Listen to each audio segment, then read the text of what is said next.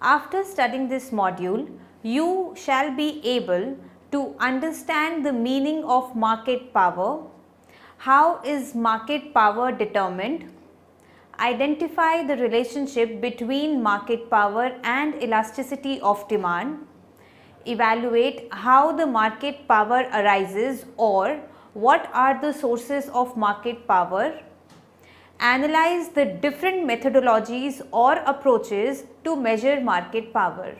Now, I will give a brief introduction of the module.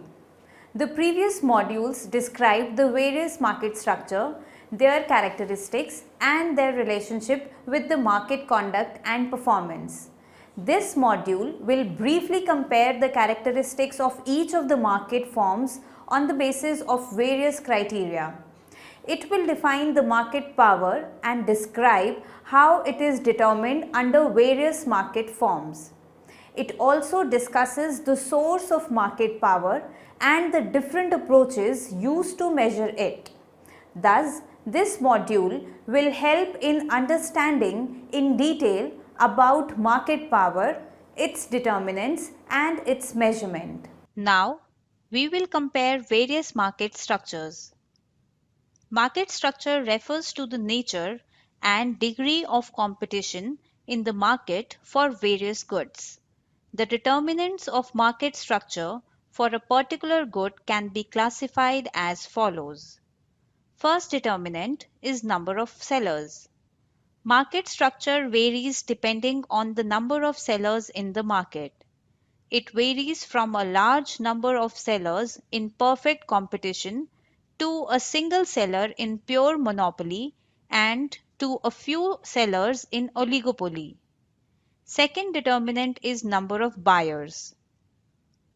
Market structures are influenced by the number and nature of buyers in the market. If there is a single buyer in the market, it is called monopsony market. Such markets exist for local labor employed by one large employer. There may be two buyers who act jointly in the market. This is called duopsony market. There may also be few organized buyers of a product. This is known as oligopsony market. Duopsony and oligopsony markets are usually found for cash crops such as rice, sugarcane, etc., when local factories purchase the entire crops for processing.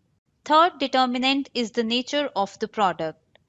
A market with product differentiation with close substitutes is characterized by monopolistic competition.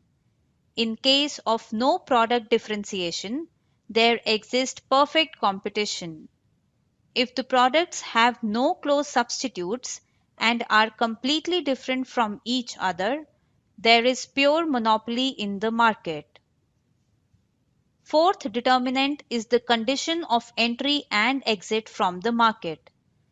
Market structures are also influenced by conditions of entry and exit from the market. Profits in a market will attract the entry of new firms and losses lead to the exit of weak firms from the market.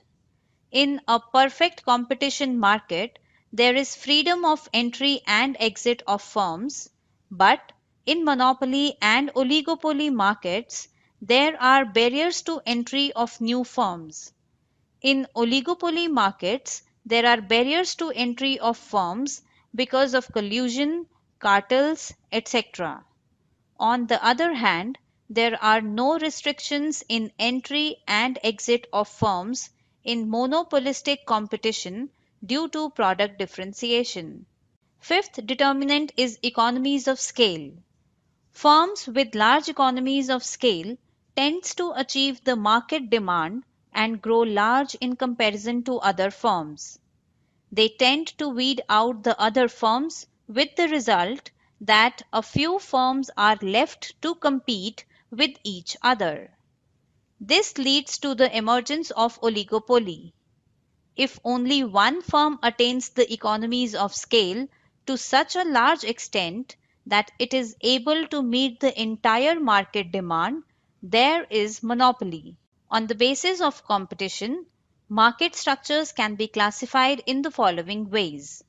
First, perfect competition. Second, monopoly. Third, monopolistic competition. And fourth, oligopoly. Following table presents and compares the characteristics of each of the market forms on the basis of various criteria. From the following table, we find that differences in market structure are arising due to the differences in the number of sellers, pricing power, barriers to entry, profits, and competition policies of a firm. In this context, it becomes imperative to understand the various sources through which a firm can establish its influence in the market, what is the meaning of market power, and how it is measured. In the next section, we would be discussing all these issues. Now, we will discuss the concept of market power. Market power is defined as the ability of the firm to profitably raise the market price of a good or service above marginal cost. In perfectly competitive markets, all firms sell at an identical price that is equal to their marginal cost. No individual firm possesses any market power. If any firm were to raise its price slightly above the market determined price, it would lose all of its customers since they would switch to other firms who continue to sell at the market price. The standard definition of market power is to define it as the divergence between price and marginal cost expressed relative to price. In mathematical terms, L is equals to P minus MC divided by P, where L is the indicator of market power, also referred to as Lerner's index. P is the price at which firm sells its output, and MC is the marginal cost of the firm. When P is equals to MC, the perfectly competitive firm is selling a homogeneous product, then L is equals to 0. If P is greater than MC, then L is greater than 0, which is an indicator of market power, and one may think of the opposite of competition, monopoly, which is a single seller of a distinct product without close substitutes. The monopoly outcome and the perfectly competitive outcome is compared and represented as follows. In following figure, we present a simple downward sloping linear demand curve for a good and a linear average cost curve for producing that good. The vertical axis denotes the price, whereas the horizontal axis denotes the quantity. If a large number of sellers of this item have the same cost, then the competitive outcome will be P is equals to MC with an aggregate market quantity of QC. Equilibrium point in this case is denoted by point Z. However, if a single firm faced the same demand and cost conditions, then monopolist price would be higher at PM and quantity lower at QM. Equilibrium point is denoted by X in case of a monopoly. In terms of equation 1, Lm is equals to Pm minus Mc divided by Pm, which is greater than 0, while Lc is equals to Pc minus Mc divided by Pc is equals to 0, where Lm and Lc denotes the Lerner's index in case of monopoly and competition respectively. Thus, Lerner's index represents real market power.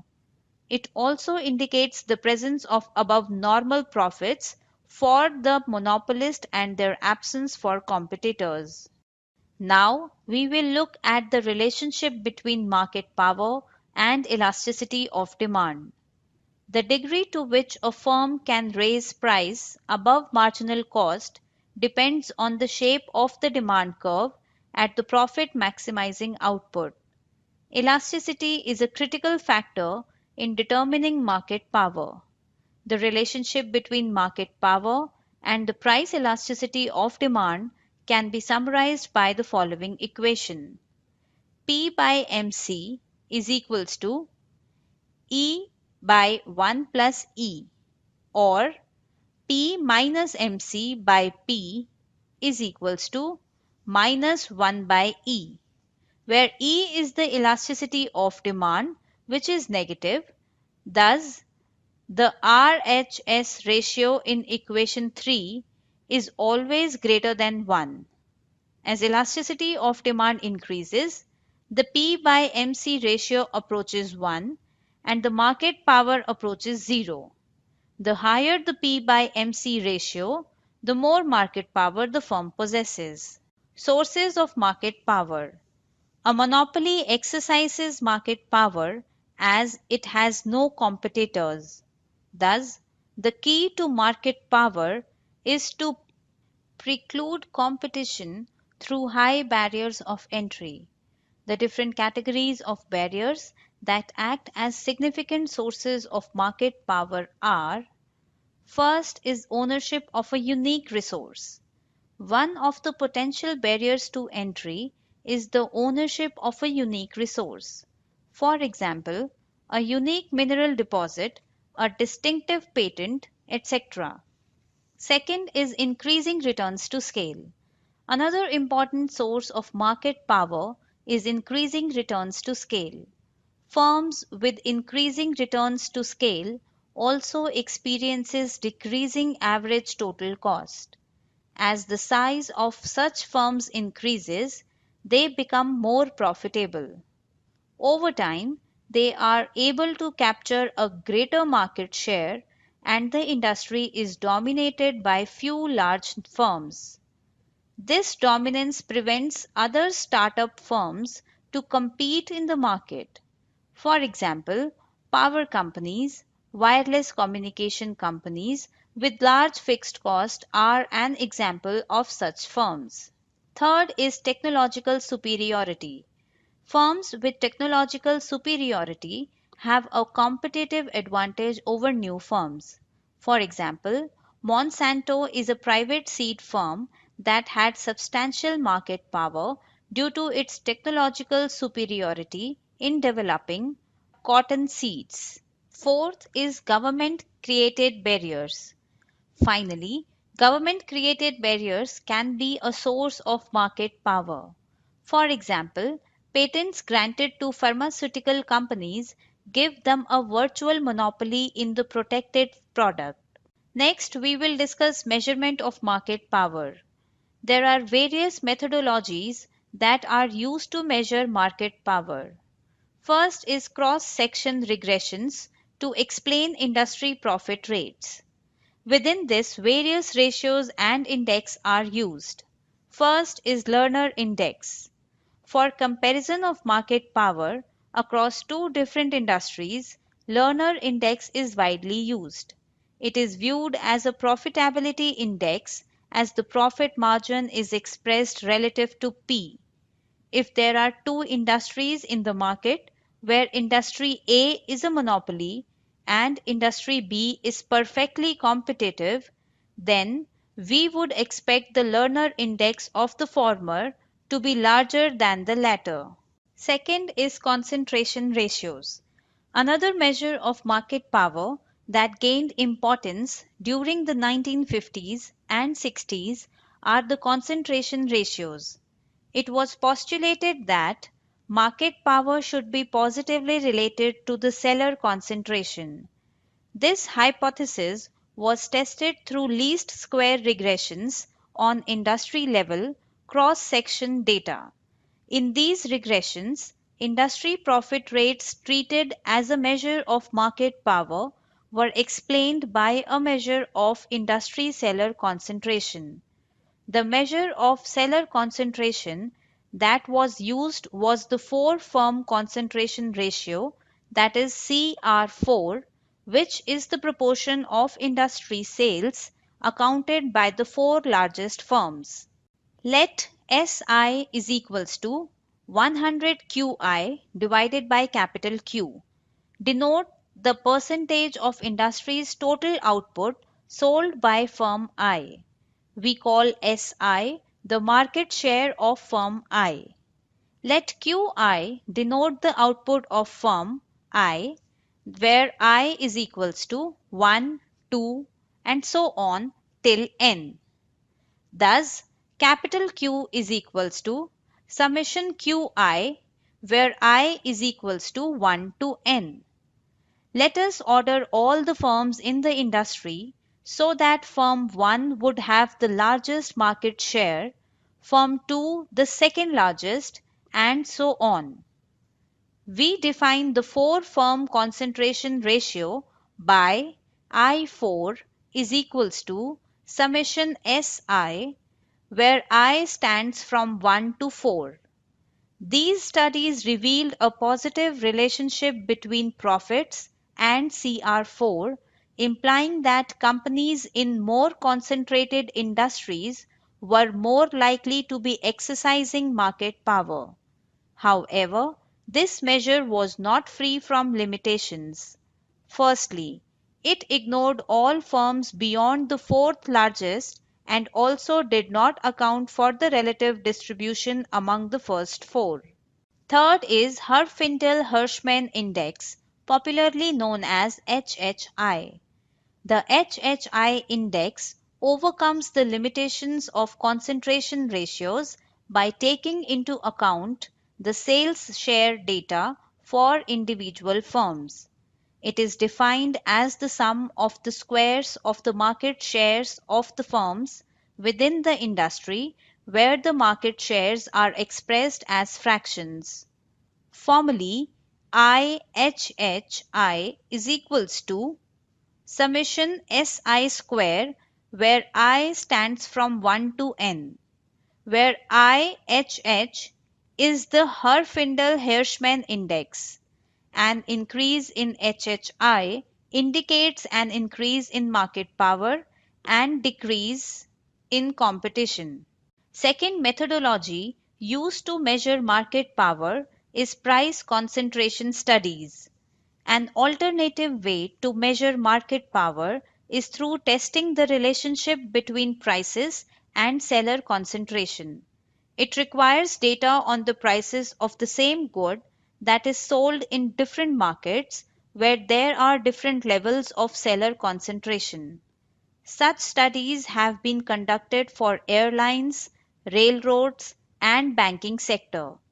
The results support that higher levels of seller concentration are associated with higher prices and thus greater market power. Third methodology used to measure market power is the new empirical industrial organization approach, popularly known as NEIO. This approach became influential during the 1980s due to increasing dissatisfaction with the cross-industry profit concentration regressions and greater availability of market data on individual product and transactions that were collected from supermarkets and other large retailers. The NEIO approach is described as follows. The demand for a product, for an industry, or for an individual firm can be represented by P is equals to function Q, X, where X represents other variables that are likely to influence demand, for example, price of substitutes, complements, and income, etc. The marginal revenue for the firm is MR is equals to delta PQ divided by delta Q, which is equals to P plus Q into delta P by delta Q, which is equals to P into 1 plus 1 by E. The cost structure of the firm or industry is given by MC is equals to G bracket Q comma W bracket close, where W represents variables that are likely to influence cost, such as input prices. The profit maximizing condition for the firm is MR is equals to MC.